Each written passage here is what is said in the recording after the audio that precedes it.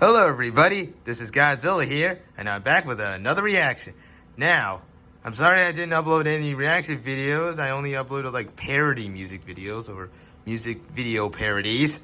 That's because my voice actor apparently really loves music. So if you find that really irritating that he keeps posting music video parodies, I'll make him stop. Anyway, the video we're going to be reacting to is Mothra vs. Queen MUTO, Battle Face-Off In-Depth Analysis by, you guessed it, Goji Center. Go subscribe to them. Their analyses are really informative and interesting and funny. Sorry about that.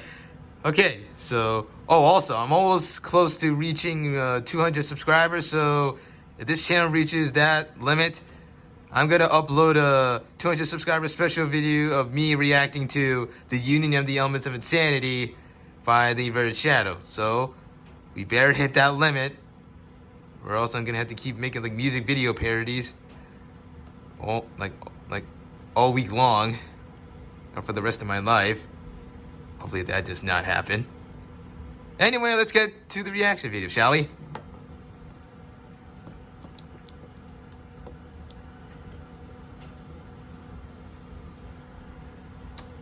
Today, the battle arena will witness an epic battle featuring two of the most popular titans in the Monsterverse.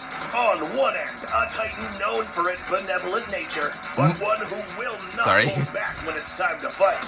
The one and only Mothra. The other, a female MUTO specimen who has seen death, blood, but most importantly, earned one of the highest status symbols within the species, only awarded to the veteran specimens.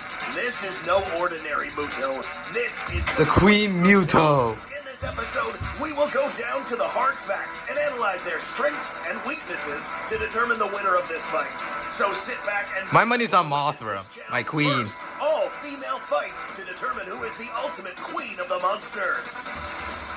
Before we begin this battle face-off, we quickly want to show you some gameplay footage of me playing Tacticool, our sponsor. Whoa. This is a 5v5 multiplayer shooter mobile game featuring intense combat, destruction, and as you can see, pretty realistic physics, which is what I love about this game.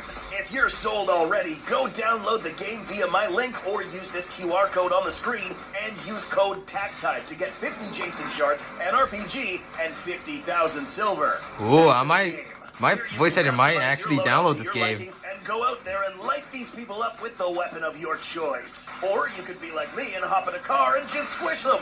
It looks like fun here, but it's more fun when you're actually playing. There are many game modes to play, including Capture the Bag, Control, and Team Deathmatch. Some of these maps will even throw zombies at you. Whoa, zombies. To further disrespect your enemies, this game gives you several ways to do just that. I know, it's great, isn't it? Oh my god. That's what I love about Goji Center. He throws in really funny humor and funny comedy in these videos. You use the code TACTIME to receive 50 Jason shards, an RPG, and 50,000 silver to get a massive head start in the game. I really enjoyed playing this, and so will you. Thanks to Tacticool for supporting this channel, and now let's get back to our battle face-off. In order to proportionately size up these monsters, okay, here we go. Accurate fight, we first need to understand their corporal builds and the first battle attribute, resistance. Mothra, or also known as Titanus Musura, is a massive winged kaiju who evolved from the giant insects, more specifically, moths. For this battle, obviously, her name is Mothra after all. First glance, this monster so she obviously resembles a moth. Massive. Context clues. By measuring it up close, we find that this animal's actual body is around a mere 52 feet in height. Dang. However, oh, that's not even necessary. I wish it was bigger though. Jesus, that wingspan though. This creature's body was protected with a chitinous everything would be blown away. Body, serving as a durable exoskeleton for a by just one flap. Similarly, the Queen MUTO was also covered in an exoskeleton. But it's important to note that the MUTO species also contain an endoskeleton, further strengthening its body. But how big were these? We know that female MUTOs measure approximately 300 feet in height, and there is no official mention that Queen MUTOs are considerably larger than the standard female specimens. In this simulation, we will account for the spiked formations along its back, subtly increasing its overall height to around 310 feet. Really? An extra 10 meters? Come Are on. built to fight, taking into account that there is a stark difference in the amount of mass that these creatures bring to this battle. The Queen MUTO is seemingly built to be able to withstand more damage from its opponent. For this reason, in this round, the edge for resistance and corporal build will go to the Queen MUTO. Come on, Mothra. I know you could win this. Oh, hold on. In this particular face-off, we will use battle experience as a fair indicator of these titans' level of battle intelligence. Sorry, guys. Note that both of these Got some particular camera abuse. specimens are extremely battle-hardened Got some camera titans. problems. Yes, both. Let's begin with Mothra. In the MonsterVerse lore, it is explained that Mothra has a particular ability that singles it out from all other titans. Reincarnation. Yeah. This is defined as the recurring process of coming back to a living state after death. But this doesn't end here. After Mothra resurrects, it will still hold the memories of the previous Mothra incarnations. All of them, meaning that any battle experience picked up by every single Mothra in existence is now housed inside this current specimen. Correct. This is possible due to Mothra's habit of laying an egg before going out to fight other kaiju. If it dies, then the next Mothra will hatch. Going back in time, we see that Mothra has faced an array of titans before, including Ghidorah and even the Kong species. This compilation of knowledge and experience gained throughout millions of years will be used against its opponent.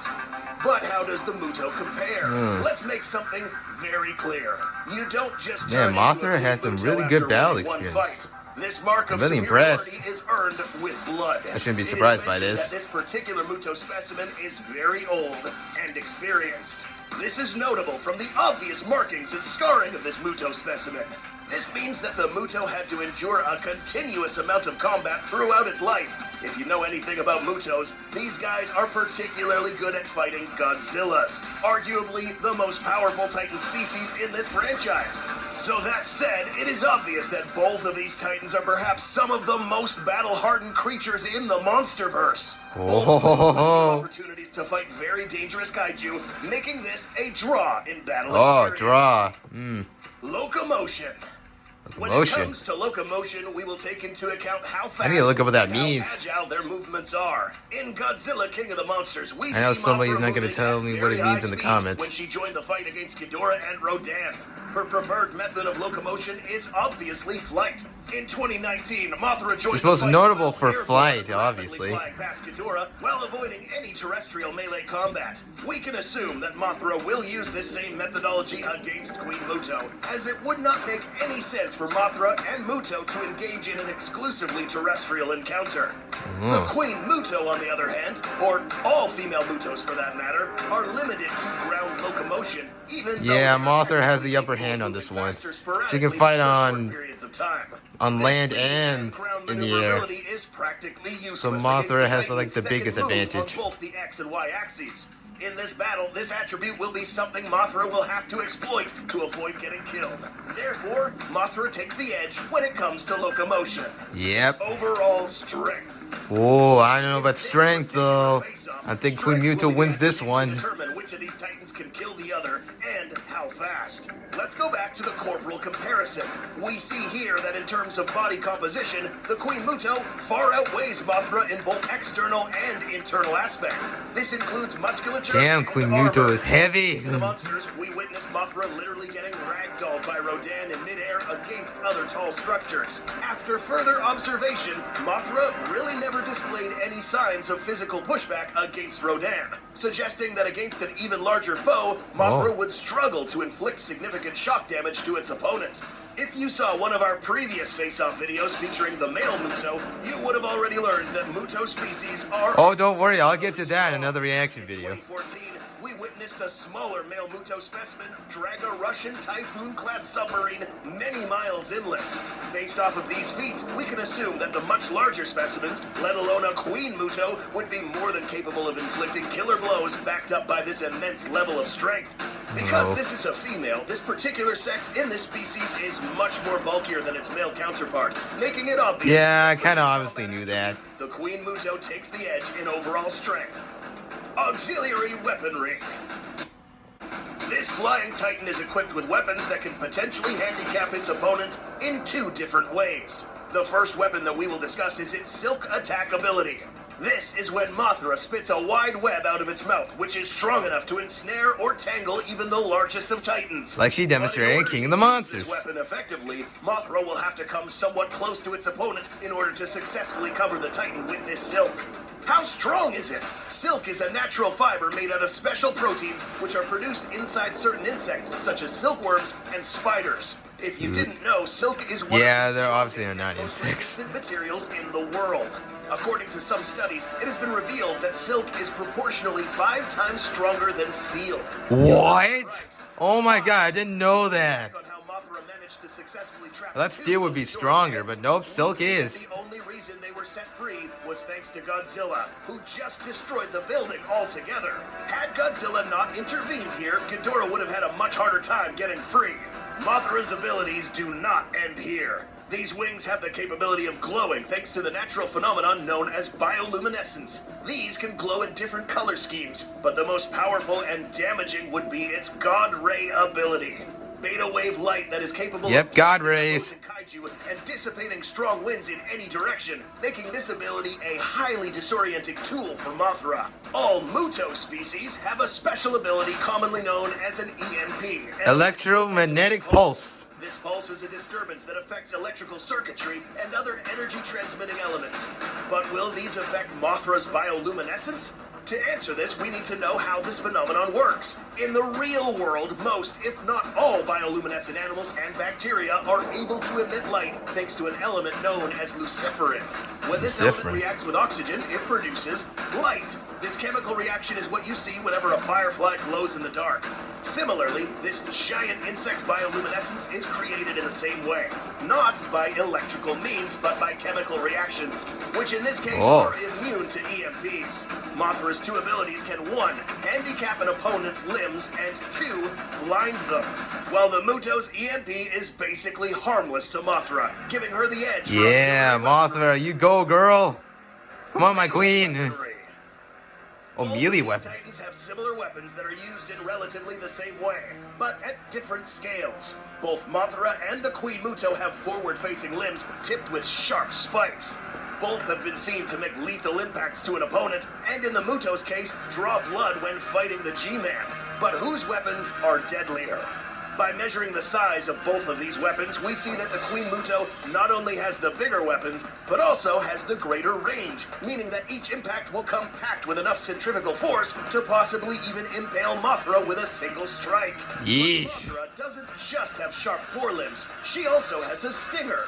This like she stabbed Rodan with. Fully exposed, this stinger seemingly has the capability to pierce deep, as it was shown in King of the Monsters to effortlessly impale Rodan's chest or shoulder.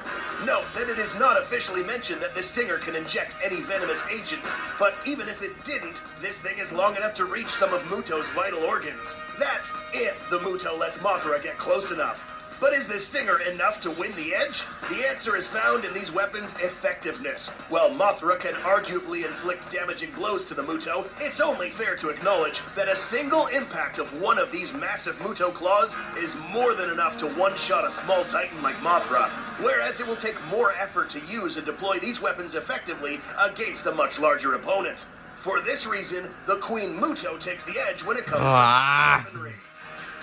X Factor.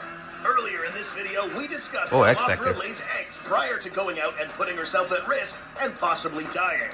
This makes it possible for her to come back to life, along with her previous memories and experience. But this has an additional effect to her fight methodology. It was mentioned by official sources that because Mothra is able to reincarnate, she has, over time, lost her fear of death. Meaning that Mothra will bear this in mind when fighting the Queen MUTO. The idea of getting killed will not be daunting enough for Mothra to think twice before making a bold move. MUTOs are animals instinctually driven to terraform the surrounding biome, breed, and look for radiation sources. Female MUTO's maternal instincts are more finely tuned since this species exists to reproduce. Meaning that if this MUTO engages in combat during its reproductive stage, it will become even more aggressive, making fighting this MUTO all the more dangerous. We are now ready to reveal who will be the winner of this fight. Oh, sorry. Mothra, with its light and agile build, wins the edge in locomotion and auxiliary weaponry. The Queen MUTO, with her massive build, wins the edge in resistance, overall strength, and melee weaponry. Both of these titans are equal in the critical attribute of battle experience. By compiling all of our data, we determined that Mothra would be the Yes, winner my of the queen fight. wins. But it can Yes. depend on a few things. Oh. Let's explain. Although the Queen MUTO's stats looked as if she would win this fight, the attributes that carried more weight in this battle were these two: battle experience and locomotion. In Oh. close range, Mothra would not stand a chance against the Queen MUTO, since we discussed that it would only take one blow to take down the smaller titan. So, how did it win? It does not take a genius to realize that facing a much larger titan head-on would get you killed. Mothra's approach to this battle would be obvious. Keep your distance and wait for the right moment to strike. It just so happens that Mothra is equipped with the tools to allow her to get up close and strike a lethal blow.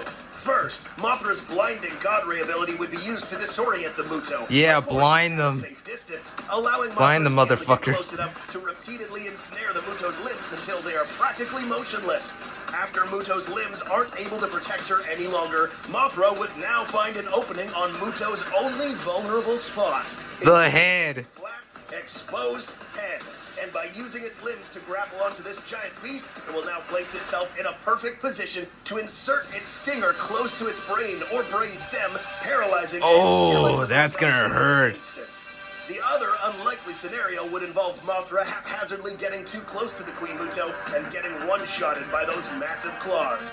But realistically, Mothra wouldn't be stupid enough to let that happen. Yeah, she's not It stupid. is obvious that both of these She titans still are knows how to equal fight. to She's each not other, this But the stupid. title of Queen isn't just earned by strength. It's earned by knowing how to use it. What do you think a battle between Queen Mothra and Queen MUTO would look like?